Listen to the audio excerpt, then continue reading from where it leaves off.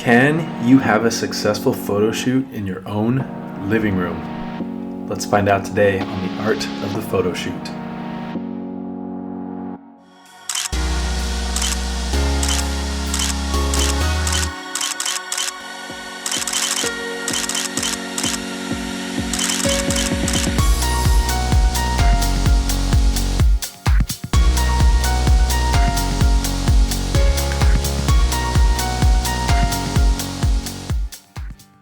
Welcome back, everyone. This is Greg, and today for the art of the photo shoot, we're going to look at a photo shoot from 2016 that I call Fireside Chatty. Can you have a successful photo shoot in your own house? I say yes. Fireside Chatty, that's obviously a reference to Franklin D. Roosevelt and his Fireside Chat. So you didn't know you were going to get a history lesson here too. I almost called this Fireside Natty because my wife, her name is Natalie. Either way, this is just at our own fireplace at home, trying to get a successful photo shoot. So the number one issue that I come across is lighting here. So how do you make sure you have enough light, the right light? I'm going to talk a little bit about that with you today.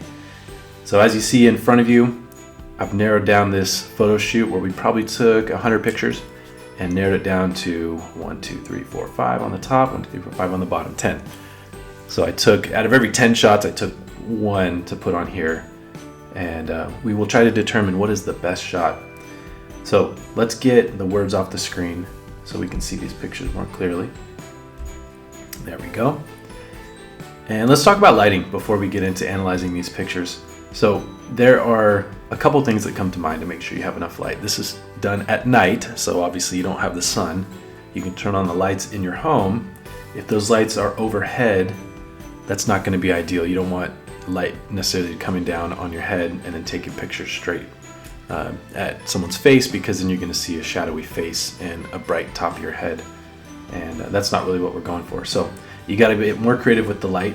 Another thing you can do is, if you were to turn off those overhead lights, do you have enough other light going on where you can capture some cool pictures with a camera that can do so? So you need a camera that has enough light sensitivity, or in other words ISO, the ISO setting, that can go up high enough to capture in low light. And then also lenses that can do that too. So in this one, I use that go-to trusty 50mm 1.2 from Canon that brings in quite a lot of light when you open up the aperture all the way. And I did something else too. I cheated, but I don't, you know what? I'm not going to call it that. It's not cheating. It's getting creative. I actually used one of my power tool lights, a Makita LED light.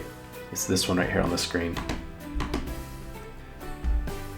Because then you can hold it in one hand, shoot with the other hand. You can hold it further away from your body as if light's coming from a different direction. So we got creative with this Makita light as opposed to just using flash on your camera. That's another thing you can do, is you can use the traditional flash on your camera, which if you think about it, that's the only purpose of it. It's to introduce light, enough light to where you can capture an image when the subject is lit up. But I like to have a constant light. That way also the camera can autofocus on the subject when you're asking it to do that. If you're shooting in too low of light, even if the camera can take a cool picture in that low light, it might not be able to focus on the subject. So you have to have enough light for the camera to pick up and focus first. Or of course you can manually focus. But anyway, that's how we got enough light in this picture. We had the right lens, we had a Makita light to cheat with, and then for this one I actually used one of my older cameras. So check this out, this lineup right here on the screen. This is the Canon 10D series. So I don't know the exact year, some of you may know, you could probably look it up, but the 10D has got to be a couple of decades old. And every time they came out with a new one, they just added 10 to it. So then there was the 20D, and then there was the 30D, and the 40D, and so on. And when I grabbed one of these, I was working with the 40D. Recently, I found at a thrift store an old 20D. It was like maybe 20 bucks, and I was like, I don't even know if that works, but I'm getting that, right? Because I know this whole lineup of cameras is super cool. And they just kept adding a 10 every time they came up with a new one. It went up to at least 100. I don't know, maybe it went beyond that to 110. But this series is super cool. It's somewhere in between the Rebel and the 5D or the 7D. So in Canon terms, the lower the number, the better the camera. So the 1D is their top camera. The 5D is the next one. They had a hybrid, the 7D. And then there's these ones, this 10D series, 10, 20, 30, and so on. Same camera, just newer version every time. And then below this would be the Rebels, which are fantastic cameras as well. All of them, from Rebel all the way up to the 1D. Any of Canon's lenses with the same EF mount. So that's what we're working with. Let's get back to the pictures. All right, for this one, how do you have a good photo shoot at home? Besides light, you need to have the right outfit, you need to have the right subject. In this case, it's my wife, Natalie. She's always the right subject.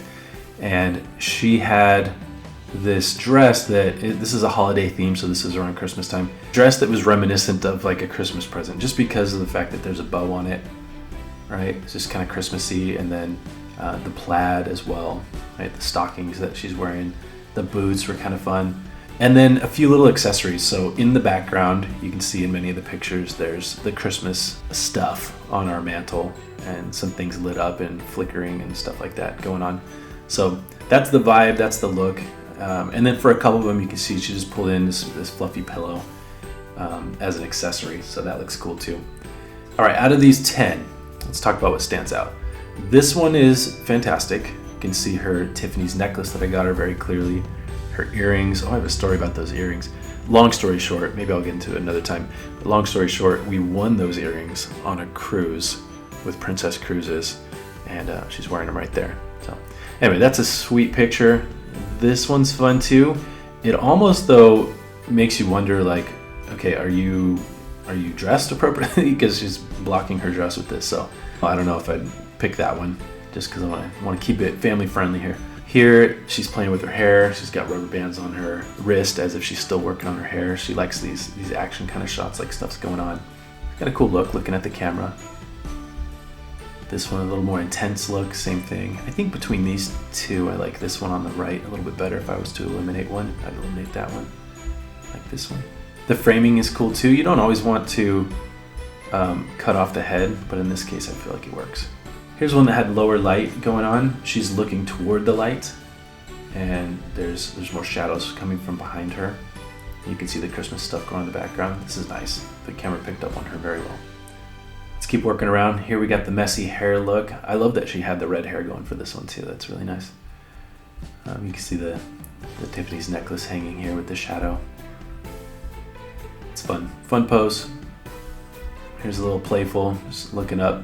I can just hear her sound effects right now looking at that picture. This one's fine. Just looking down. I don't know, I think I'd eliminate that from the running. And then the last two here, we have one from the back. Hair's a little bit messy. And then here's one that has lower light, and then if you try to turn it up, working with that raw image, it's just gonna bring out a lot of yellows because of the darkness. But I like it. I like how this one looks a lot. Look on her face is great. So out of these 10 pictures, let's narrow it down to my favorite 4 right there. So we got 2 with plenty of light going on, all the lights on in the house. You can even see the shadow cast onto the mantle from her. It's a fun look, playful look. And then here, playful, messy hair look, as if she's about to break out a dance move or something. And then these 2 over here, throwing her head back, holding the fluffy pillow, and then just looking straight at. No accessories for this one. Just straight portrait look. Very nice. If I were to pick the top one, I'm looking back and forth. Let's look at them a little bit bigger. I'm looking back and forth, so there's definitely 2 pairs of pictures here. There's the 2 on the left, the 2 on the right, with similar lighting going on in each pair. For some reason, I keep looking over to the left here. So I think I have to eliminate, although it's fun, the messy hair and the playful look, fun. Ooh, there's a picture of us. Nice. These 2, I cannot take my eyes off of. These 2 are the best ones. And if I had to pick one, it is definitely, drum roll please, that one right there. There's a top picture from Fireside Chatty with Natty. That reminds me of a line from a Nick Moon song. We ain't gotta take it too far from home. A little bit of heaven's just down the road, where we can lay back and take it slow. Ain't nothing wrong with the white sand and some ocean breeze. But right now, This is paradise to me. Yes, you can have a successful photo shoot at home. Get the right lighting, get some cool accessories, make sure you have the right subject, and shoot away. Hopefully you learned something about the art of the photo shoot today. I have lots more, so come on back soon. Make sure you like and subscribe. We'll see you next time.